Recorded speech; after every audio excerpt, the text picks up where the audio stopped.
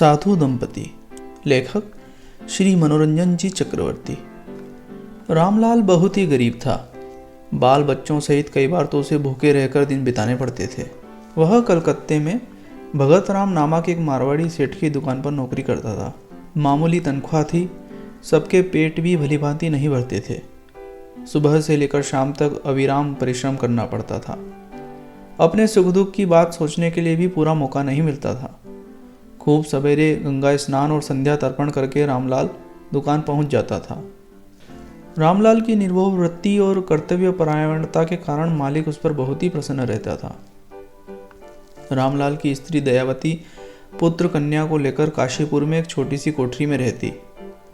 संतान के भरण पोषण और पति के कठोर क्लेश की चिंता से दयावती का हृदय विदीर्ण हुआ जाता था।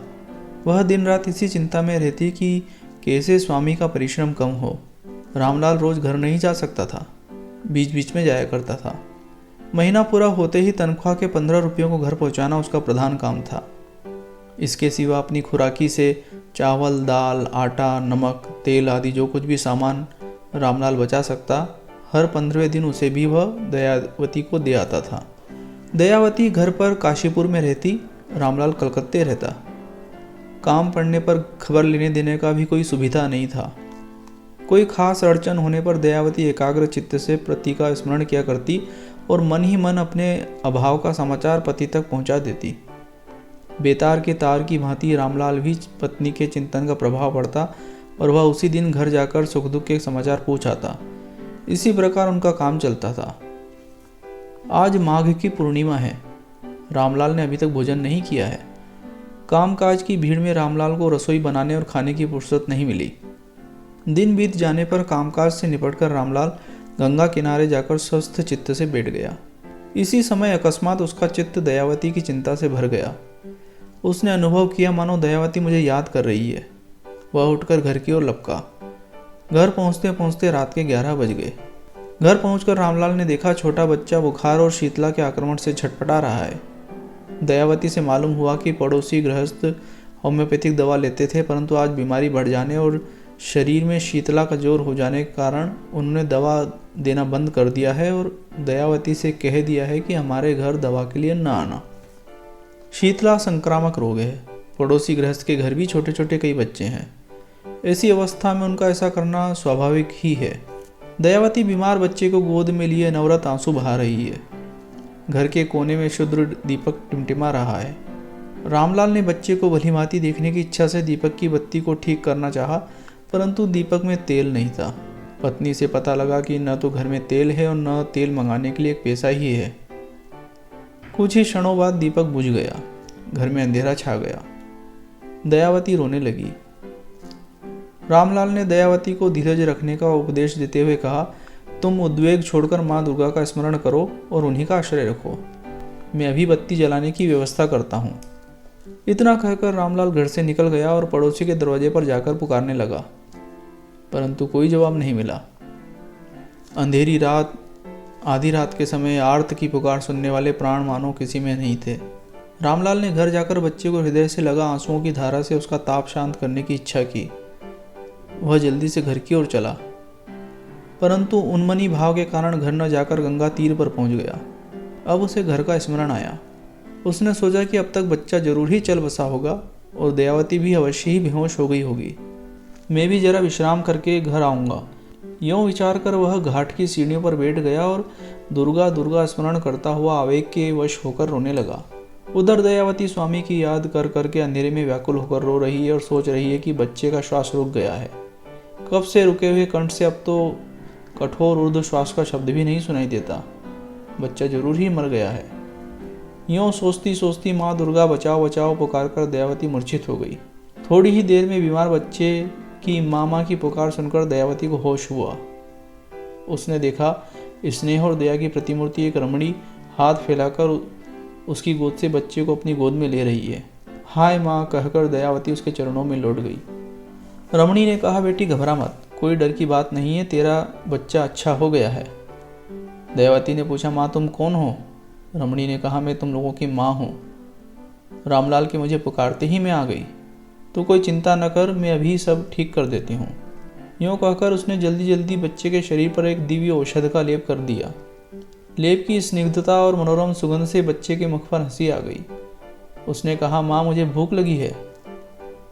माँ फल दूध आदि सामान साथ लाई थी। भोजन करके बालक को बड़ी तृप्ति मिली। अब माँ ने बच्चे को दयावती की गोद में देकर उससे विदा मांगी। दयावती ने आपत्ति की। इस पर माँ बोली, बेटी रामलाल मेरे दरवाजे पर बैठा है, मेरे गए बिना वह आ नहीं सकेगा। इतना कहकर वह वहाँ से चली गई। इधर आवेगपूर्ण अनन्य चित्त से माँ का स्मरण करता हुआ रामलाल ध्यानस्थ हो गया। भीतर से जागृति और बाहर से निद्रा आ गई। रामलाल ने देखा मानो उसके देह नहीं है, वह स्वयं ही एक आनंद घन ज्योति है। उसके बाद ही उसने देखा जगत या संसार कुछ भी नहीं है एक आनंद घन ज्योति का सागर। ऊपर नीचे दिशा में वही एक निष्पंद निश्चल प्रेम मधुर ज्योति राशि है। उसको विश्वास हो गया कि यह ज्योति राशि ही वह है, यही माँ दुर्गा है। कुछ ही क्षण पूर्व वह चित्त के आवेग से व्याकुल था, अब व्याकुलता का लेश भी नहीं है। रामलाल की रात इसी तरह कटी। प्रातःकाल के प्रकाश से और घाट पर लोगों के आने जाने से उसका ध्यान भंग हुआ। पहले पहले तो रामलाल को कुछ भी याद नहीं रहा, परंतु जब पूर्व स्मृति जागृत हुई तब वह उठकर जल्दी जल्दी घर की ओर चला। घर पहुंचते ही बच्चे को स्वस्थ देखकर उसे बड़ा आश्चर्य हुआ। पीछे दयावती से माँ के आने की बात सुनकर रामलाल रोने लगा और दयावती से बोला, सती तुम बड़ी भाग्यवती हो जो तुमको माँ ने दर्शन दिए। मैं बड़ा मंदभागी हूँ, इसी से माँ ने मुझे वंचित कर दिया। रामलाल दुर्गा दुर्गा पुकार कर रोने लगा। जब दयावती ने यह समझा कि पुत्र को बचाने के लिए जो माँ आई थी वह इस संसार की आरोपित माता नहीं थी, स्वयं जग जननी थी, तब वह भी दुर्गा दुर्गा पुकार कर रोने लगी। उसी रात को रामलाल के मालिक ने स्वप्न में देखा। उसकी स्वर्गीय जननी आकर उससे कह रही है, अरे भगत तू बड़ा ही कठोर हृदय है जो सुख की नींद सो रहा है। तेरे बड़े भाई के सदृश सम्मान्य रामलाल आज तेरे कारण भूखा है। उसका लड़का मौत के मुंह में पड़ा है, तो उसकी कोई खबर नहीं लेता। भगत राम की माँ बचपन में ही मर गई थी। उसने होश संभालने पर कभी माँ को देखा नहीं था। इसी से वह माँ की कोप भरी मूर्ति को देखकर डर गया और पसीने में भरा हुआ चकित चित्त से बिछोने पर उठ बैठा। उसके मन में बड़ी ही घबराहट हुई। वह दौड़कर रामलाल के डेरे पर गया, परंतु वहाँ रामलाल नहीं मिला। पता लगाने पर मालूम हुआ कि कल कामकाज की भीड़ में उसे भोजन करने की फुर्सत नहीं मिली थी और वह शाम को संध्या करने के बाद गंगा जी की ओर चला गया था।